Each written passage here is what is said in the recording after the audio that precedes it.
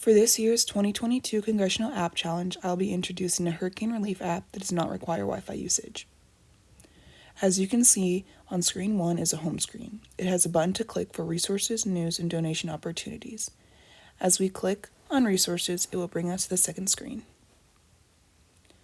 Screen 2 provides emergency service numbers with links to hotlines, including flood relief, 911, evacuation services, and shelters. As we scroll down, we see websites linked for information on disasters and assistance for these hurricanes. You may click Next or Return Home to click on the News button.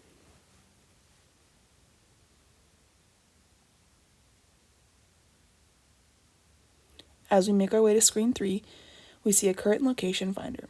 This enables you to enter your location or surrounding areas to get the latest news on what is happening within that area.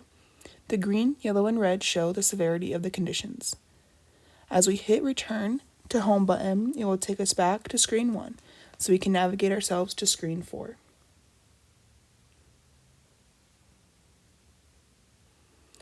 This screen will allow for donations to be made. This is for those who are struggling with destruction of their homes and all of their belongings. It is also for hurricane relief in general. All their proceedings from the American Red Cross link will go directly to hurricane relief. There are links to find more updates on previous hurricanes dating all the way back. As we return to the home page, we conclude our app tour. I will take you through the coding process. We coded from screen 1 to 4, either next or back to home screen.